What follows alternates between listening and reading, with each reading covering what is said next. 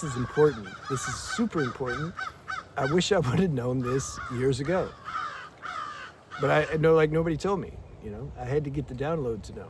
Maybe people were trying to say it. Maybe spiritual writings and scriptures were trying to say it, and I just couldn't hear it, maybe. But I definitely didn't hear it as clear as day as I'm going to say now, which is there's a difference between, we can call it physical peace and deep water spiritual peace. There's a difference. When life is hitting these bodies hard, whether it be your physical body, mental body, emotional body, or all at the same time, if you have one of these lives where you're here to transform and to burn karma and to wake up and you're taking the intensive school of life, if you have one of those lives, do you really, are you carrying the false spiritual measuring stick that's judging your level of consciousness based on the level of peace that you feel? And so if you're not feeling intense peace, does your mind say, oh, you're not there yet? See, this is what I really want to explain and drive home. There's a difference between the physical peace and this deep peace that's inside. It's like the ocean. If you have, that used to fascinate me, the ocean. I wanted to know, like, what's the deepest part they ever found? There's parts in the ocean they don't know. They don't know. It's too deep. They don't have the instruments to measure how many feet or miles it is. It's too deep. So when the ocean, if we're talking about the deep waters of the ocean, that is not affected by storms or tidal waves or hurricanes. It's not affected. It's just chill. It's super chill. Surface level, we can compare the surface level to your bodies, physical body, mental body, emotional body. That's surface, okay? That gets turbulent due to external forces and situations. Storms, that disrupts the surface. The bottom level doesn't get disrupted. So, certain situations, it can block the trickling of this deep water peace into the actual physical dimension. And so you won't feel it. Now, it seems common sense, don't it? But it wasn't to me before. I would have this false spiritual measuring stick that I would like judge myself based on the intensity of physical peace that I actually felt. And then I would say, well, I'm not there yet. I'm not like the masters are. I never questioned, how do you know what the masters were? Were you around them? No, but the book says. Okay, the book says something. How are you interpreting it? The mind cannot understand or imagine a higher state than what it's in. You can't imagine it. It's just not going to be whatever you imagine it. I never questioned that, you know. And so I would cause myself a lot of spiritual brain damage and extra stress because I somehow couldn't accept this human aspect. I didn't know. I somehow thought the spiritual field would just supersede and bleed through the human bodies and mind and emotions. And somehow, if I was really enlightened, then that peace would just be flooding through and it just wouldn't matter. I see my mother get shot. Oh, it's too much peace though. I can't really react. She's one and I'm one. Nobody died. Peace, peace. Yeah, it's not like that. I gave extreme example for illustrative purposes, but you can apply that to whatever your situation is. If it's a heavy situation, don't expect to feel an intense surge of physical peace. It's just not realistic. That actually, ironically, helps more peace come through in an extenuating circumstance because you're not there expecting it. You somehow give your life up. You're not running your life. You're not responsible for when you feel peace or when you don't feel peace or for what situations come and go. It's like we can't. It's funny, we want to take credit when we reach higher levels. It's like, yeah, I'm reaching higher levels now. But then when certain negative things happen, we somehow, I couldn't help that. It was just karma. We're not responsible for anything. We have to question even, because we're getting deeper now in the videos, this should happen organically though, not because you're practicing self-inquiry or something. You just naturally start to investigate, because we say, why is this happening to me? Why is this happening to me? Investigate who, that's what I did. It's happening to me. Who do I think I am, though? It's happening to my body. I don't really care about my body. It's more like I feel inside this suffering, this pain, this discomfort. So that's what you are, this discomfort? No, because I also feel peace sometimes too. So are you the peace? No, because I also feel the discomfort sometimes. Okay, well, who are you? What's this? Where's the peace and discomfort taking place at? What's happening here? Where am I and who am I? And you start to, if you contemplate this long enough, not with your mind though, you just kind of looking at things a little bit. You're just noticing. Yeah, it's more like that. You're just kind of interested, just looking at some things. That's all. The realization comes as a result later, when it's supposed to come. Because remember, we're not in control of anything. And you start to realize, it's almost like, I'm making a video about this later. Got good videos coming. Had a flood of a bunch of titles come a few weeks ago, and I wrote them all down over a period of 3 days, and so we got good ones. Then I organized them. So we start to look at, you start to realize it's almost like, it's like the universe, or we can call it whatever word we want. There's something, there's a one something where everything else is taking place inside it. But it is actually all the things taking place. That's why it's not personal. It's like God's experiencing peace through everything. Not everything, but at some point, most people have tasted, at least tasted peace. God's experiencing peace, God's experiencing adversity, God's experiencing health, God's experiencing sickness, all in these little individual forms. But then we have the software of thinking like this is the individual me that's like responsible for experiencing these things, but it's not. That's what I realized when I look at it deep enough. It's like there's just something seems to be happening. There's a happening, but like, who's it happening to? It feels like something's happening. It feels like there's a me that it's happening to. That's fine. Cooperate with that. Don't non-dual that away and say, no, that's not right. You can try, but it's going to feel like it's happening to you. Okay, that's cool. That's a feeling, though. It's just a feeling that something's happening to me. It doesn't mean that it's actually real. It's just a feeling. You have but we're trained and conditioned and identified with our emotional body, and so we really take it on as though, wow, there must be a me that this is happening to.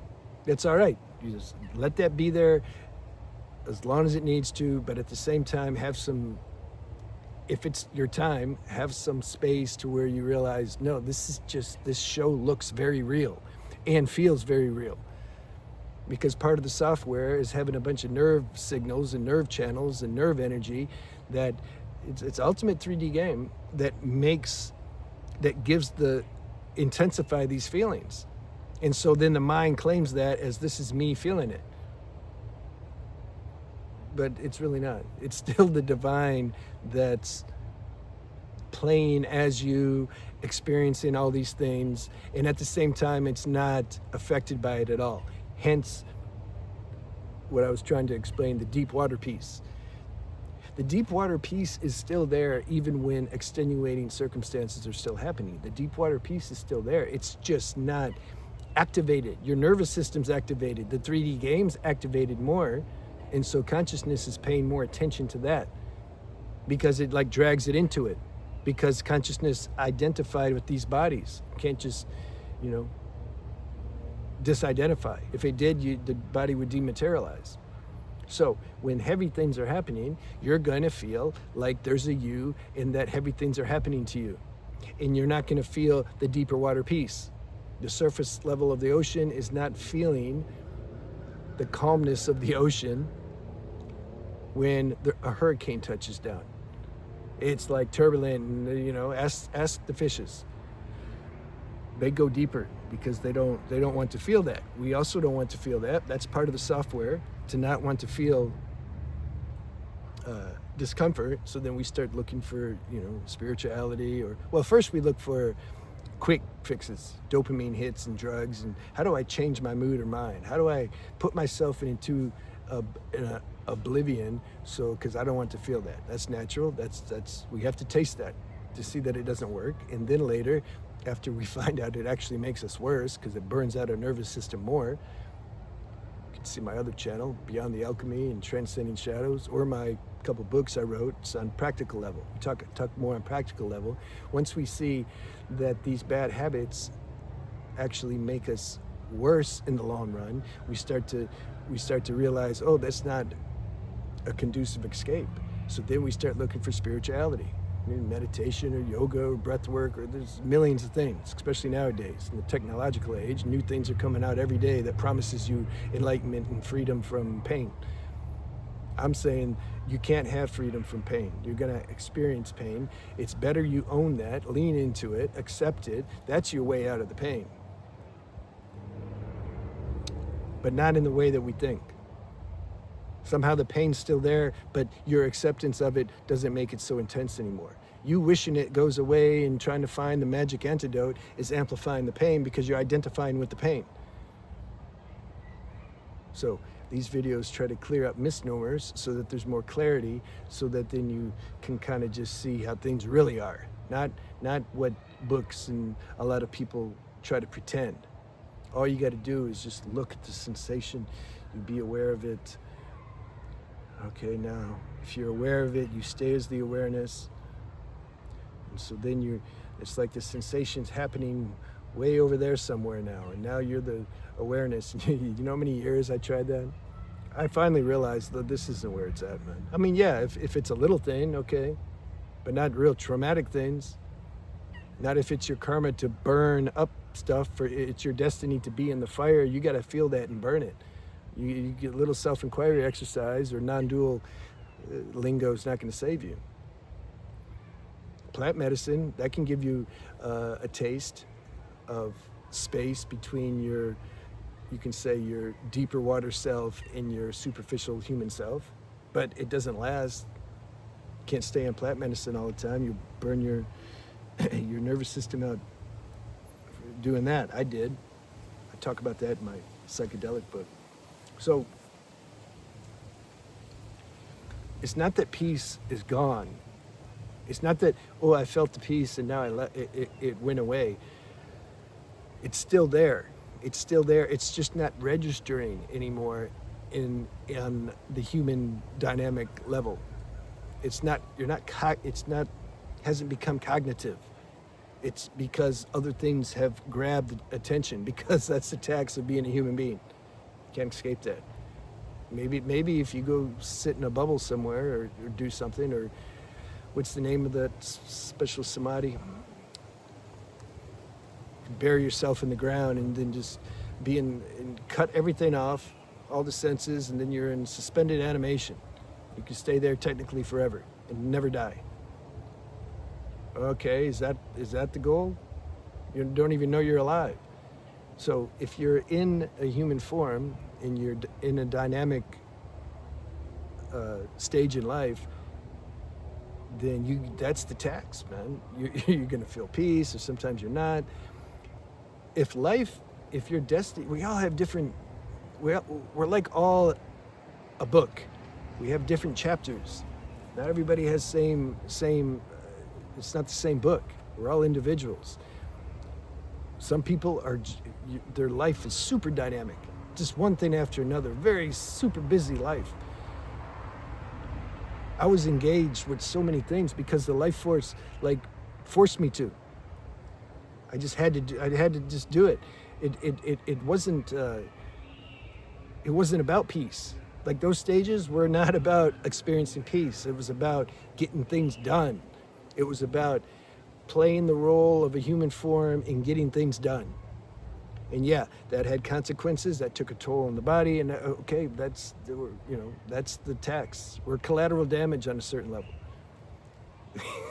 We just can't help it. Like, this is what it is.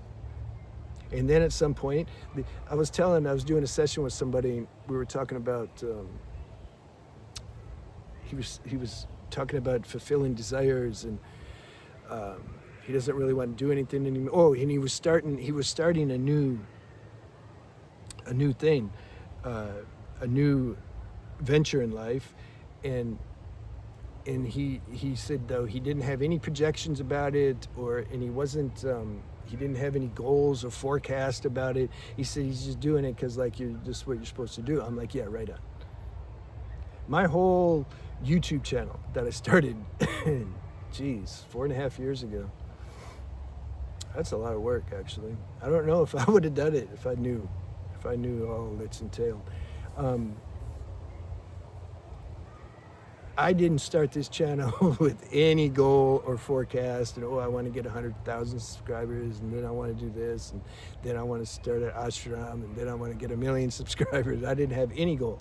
Actually, if you forced me to say something, I'd say I wanted 1,000 subscribers and 1,000 views per video. Not for me, because it would tell me that there's a landing spot for this message if I had that. Okay, once I passed that, I'm done. Whether I have 60,000 or 100,000, or I still think I have too many, but I'm looking at it in a different way. This is what I want to say. When I started this channel, most of my life has been like this. I wasn't doing things because I thought it was gonna like satisfy me and give me something that I don't already have. I did them, and this is what I was telling the person I was doing a session with. I did these things so the life force would leave me alone. That's why I did them. Because the life force is pushing me to do it because it wants to express. It's the destiny. We have a destiny, and we have to like do the destiny. So it kept bothering me about doing this, and I knew I had to do this, and I postponed it a couple of years. I wanted to keep doing plant medicine at the time. I like that. I wanted to chill because my life was already so intense my whole life. I finally was chilling. I was in Ecuador and I relaxed. I had a girlfriend. Yeah, that messed my chilling up a little bit, but still, I wanted, I was like, can I just relax a little while? And then life force activate. You need to share some knowledge now. You waited long enough. I said, okay, we'll get to that, but and so I postponed it a couple years, but then I couldn't do it anymore, and then God sent somebody.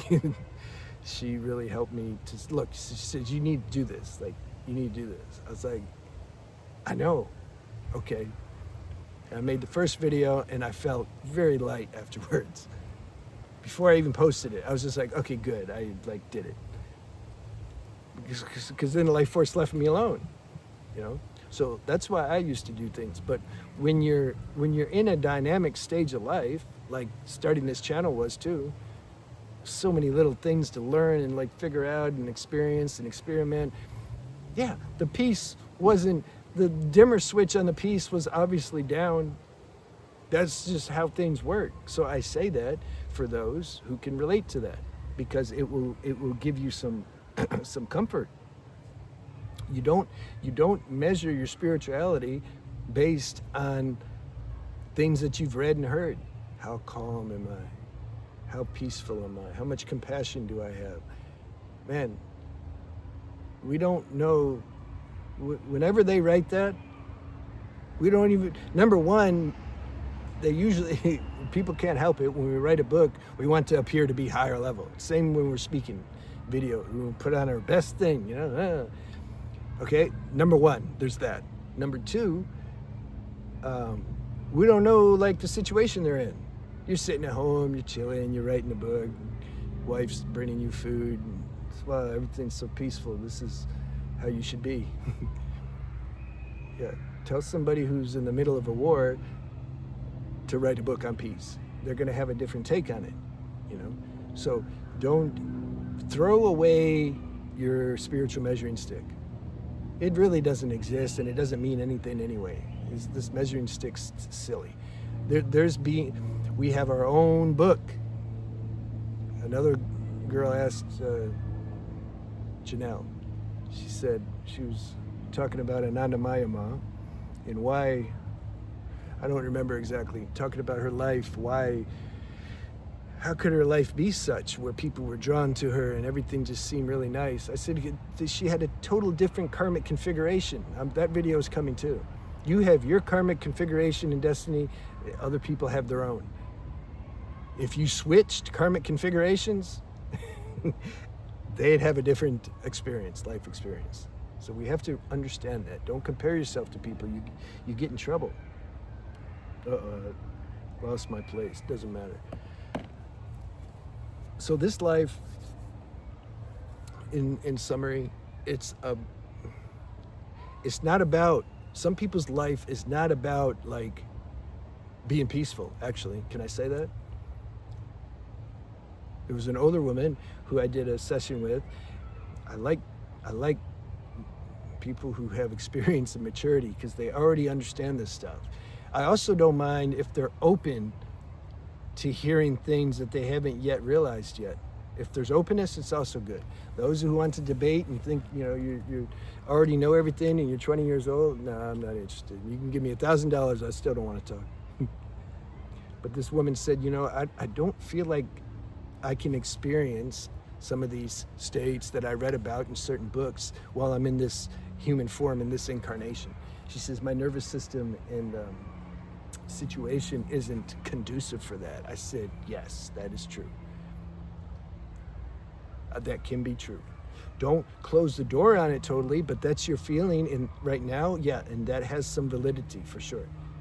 Some people's life isn't about like just I'm gonna feel a bunch of peace. Some people's life, which is what I tend to make videos on the most, it's about completion. It's about finishing things that need to be complete. Desires and identity and balancing karma, etc. Some people's lives is about that. They're not going to be at a super high level of peace most of the time. Because look at their life. How can you? Not when you're in this human form. So there's nothing wrong with your life. You have your own trajectory and you're living it and you're doing what you do and that's what you do. When we drop all the judgment and blame and comparing, that right there, I think at least causes 30 to 50% more stress than your actual situation. So stop reading and listening to people that don't confirm what you know to be true inside. That's what I'm saying. That deep water piece, it's there. It's there. It doesn't matter. We could be getting beat up, murdered. It's still there. It's just like you're not going to be aware of that. You're going to be like trying to get out of this. But then you pop out of this body. You're not being weighed down by all the biological mechanisms and nervous system and all this crazy stuff in life. Then that piece is real easy to feel. You see? And then you'll realize, well, this was a big hoax actually on this physical plane. Yeah, I'm trying to say for your own benefit, if you can realize that now, even better. Because here's where it matters. This is the deepest sleep and deepest hypnosis on this physical earthly plane. So that's what the consciousness signed up for. It wants to realize deeper truths while it's embedded in delusion. And this is what this channel's for, to help wake us up to that fact. All right, good. I'll see you guys.